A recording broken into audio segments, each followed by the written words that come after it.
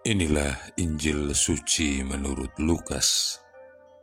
Pada hari Sabat sesudah Yesus dimakamkan, 2 orang dari murid-murid Yesus pergi ke sebuah kampung bernama Emmaus yang terletak kira-kira 7 mil jauhnya dari Yerusalem.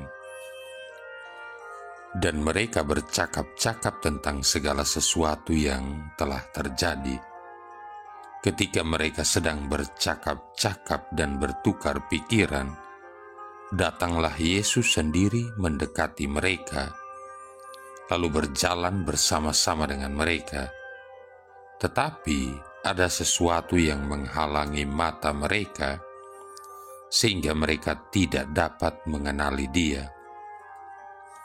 Yesus berkata kepada mereka, "Apakah yang kamu percakapkan sementara kamu berjalan?"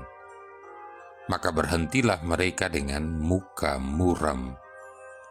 Seorang dari mereka, namanya Kleopas, menjawabnya, "Adakah engkau satu-satunya orang asing di Yerusalem yang tidak tahu apa yang terjadi di situ pada hari-hari belakangan ini?" Katanya kepada mereka, "Apakah itu?" Jawab mereka, "Apa yang terjadi dengan Yesus orang Nazaret? Dia adalah seorang nabi yang berkuasa dalam pekerjaan dan perkataan di hadapan Allah dan di depan seluruh bangsa kami. Tetapi imam-imam kepala dan pemimpin-pemimpin kami telah menyerahkan Dia untuk dihukum mati, dan mereka telah menyalibkannya.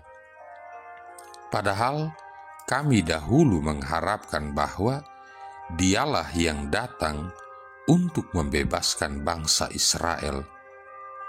Tetapi sementara itu telah lewat 3 hari sejak semuanya itu terjadi, dan beberapa perempuan dari kalangan kami telah mengejutkan kami.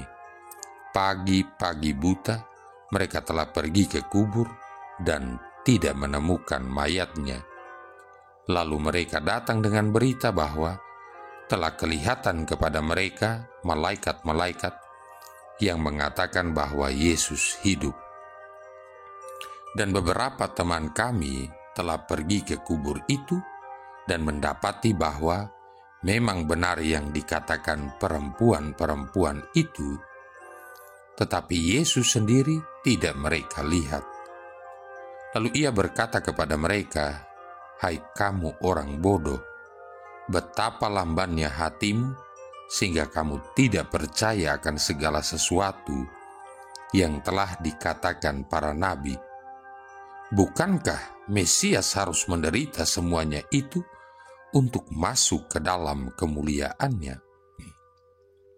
Lalu Ia menjelaskan kepada mereka apa yang tertulis tentang Dia dalam seluruh kitab suci, mulai dari kitab-kitab Musa dan segala kitab nabi-nabi. Sementara itu mereka mendekati kampung yang mereka tuju. Ia berbuat seolah-olah hendak meneruskan perjalanannya. Tetapi mereka mendesaknya dengan sangat, "Tinggallah bersama-sama dengan kami, sebab hari telah menjelang malam dan matahari hampir terbenam." Lalu masuklah Ia untuk tinggal bersama-sama dengan mereka. Waktu duduk makan dengan mereka, Ia mengambil roti, mengucap berkat, lalu memecah-mecahkan roti itu dan memberikannya kepada mereka. Ketika itu terbukalah mata mereka, dan mereka pun mengenali Dia. Tetapi Yesus lenyap dari tengah-tengah mereka. Kata mereka seorang kepada yang lain, "Bukankah hati kita berkobar-kobar ketika Ia berbicara dengan kita di tengah jalan dan ketika Ia menerangkan kitab suci kepada kita?" Lalu bangunlah mereka dan langsung kembali ke Yerusalem. Di situ mereka mendapati ke-11 murid. Mereka sedang berkumpul bersama teman-teman mereka. Kata mereka kepada kedua murid itu, Sungguh, Tuhan telah bangkit dan telah menampakkan diri kepada Simon. Lalu kedua murid itu pun menceritakan apa yang terjadi di tengah jalan dan bagaimana mereka mengenali Yesus pada waktu Ia memecah-mecahkan roti. Demikianlah sabda Tuhan. Saudara-saudari yang terkasih, setiap orang sudah pasti pernah mengalami perasaan ditinggalkan, keputusasaan, dan kehilangan arah. Pada tahun 2010, ketika saya baru ditabiskan menjadi imam dan ditempatkan di salah satu paroki pedalaman, saya diminta pastor paroki untuk melayani misa di salah satu kapela di dekat paroki. Kapela itu bernama Kapela Santo Rafael Pakupanan di sekitar Bendungan Linam Nutu, Kabupaten Timur Tengah Selatan. Tempatnya tidak jauh dari pusat paroki, meski jalannya jelek. Saya ke kapela itu dengan si katekis kapela atau yang biasa dikenal dengan guru agama. Di sana saya merayakan misa pembaptisan anak-anak. Setelah misa selesai, saya bilang kepada guru agama itu bahwa saya akan pulang sendiri tanpa perlu dihantar oleh umat. Lalu saya pulang dengan motor. Saya menyusuri jalan di sepanjang bendungan. Saya pikir jalan itu adalah jalan yang sama yang tadi saya lewati. Maka saya terus berjalan menyusuri jalan itu.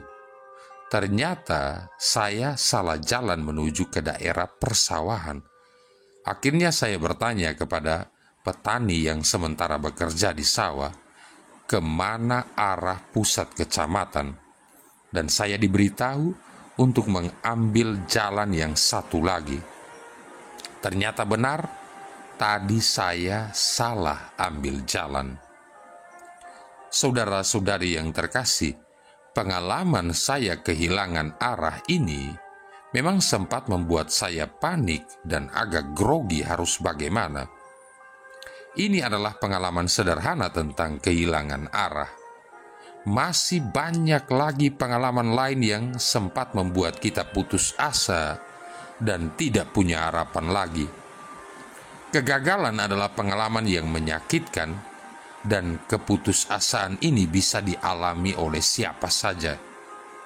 Kehilangan harapan memang tidak menyenangkan.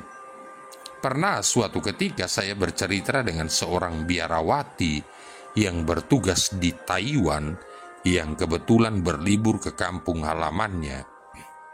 Beliau mengatakan bahwa tingkat bunuh diri di Taiwan sangat tinggi.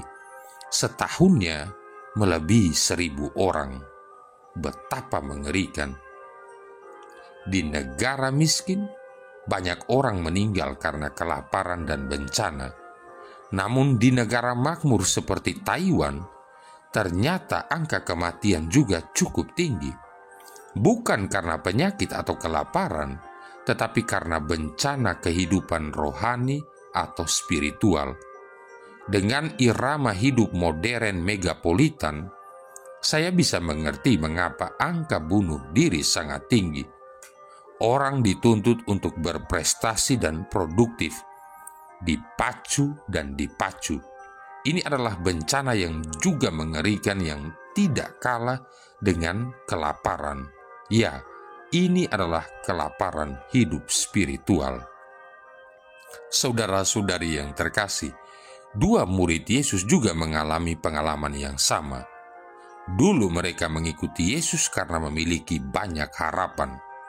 Seperti yang dikatakan dalam Injil Lukas, kami dulu mengharapkan bahwa Dialah Nabi yang akan datang, yang akan menyelamatkan Israel. Tapi akhirnya Yesus mati di salib. Sementara ada kabar burung bahwa Yesus bangkit dan menampakkan diri kepada para wanita yang pergi ke makamnya. Kedua murid itu semakin tidak karuan pandangan mereka tentang Yesus yang selama itu mereka ikuti. Hati mereka tidak karuan kecewa, putus asa, dan bingung. Mereka pun takut kepada orang-orang Yahudi yang juga mengejar para pengikut Yesus. Di tengah keputusasaan dan kekalutan itu, Yesus hadir. Namun, karena kekalutan dan keputusasaan yang menyelimuti pikirannya, maka mereka tidak menyadari bahwa yang ada di samping mereka itu adalah Yesus. Sungguh aneh bahwa mereka tidak mengenali Yesus. Mereka adalah orang yang dekat dengan Yesus. Bagaimana mungkin mereka tidak mengenali Yesus? Para penafsir Injil Lukas mau menggambarkan bahwa mereka begitu kalut dan sangat kecewa bercampur takut. Disebutkan ada sesuatu yang menghalangi mata mereka. Apa yang menghalangi mata mereka mau menggambarkan bahwa kehadiran Yesus tidak dilihat oleh mereka. Yesus menyertai mereka, namun mereka tidak menyadari akan kehadirannya. Saudara-saudari yang terkasih, sebagai sebuah refleksi bagi kita yang dalam kekalutan kegagalan sering mengatakan dan mencari Tuhan, "Di manakah Engkau Tuhan? Mengapa Engkau tidak menyertai aku justru dalam saat-saat begini? Mengapa Engkau meninggalkan aku di saat aku membutuhkanmu?" Ada sebuah cerita kecil yang bagus untuk kita simak. Ada seorang anak kecil berjalan bersama Yesus di pantai. Walaupun anak kecil itu tidak melihat Yesus, namun dia percaya Yesus berada di sampingnya karena dia melihat ada 4 tapak kaki. 2 tapak kakinya dan 2 lainnya adalah tapak kaki Yesus. Anak itu begitu gembira melihat tapak-tapak kaki itu. Namun ketika berada di jalan yang berkerikil dan berbatu, dia hanya melihat 2 tapak kaki. Dia mulai takut dan panik. Di mana tapak kaki yang lainnya? Kemudian dia berteriak, "Tuhan, di mana Engkau? Mengapa tapak kakimu tidak ada?" Yesus menjawab, "Anakku, ketika engkau berada dalam pasir yang lembut, engkau menapak dengan kakimu sendiri. Tetapi ketika berada dalam bebatuan, aku menggendongmu supaya kakimu tidak terantuk pada batu." Lalu anak itu tersenyum dan mengatakan pada Yesus, "Yesus, Engkau sungguh penolongku." Saudara-saudari yang terkasih, demikianlah dalam hidup kita. Kita juga sering mengalami kekalutan, keputusasaan, dan kekecewaan.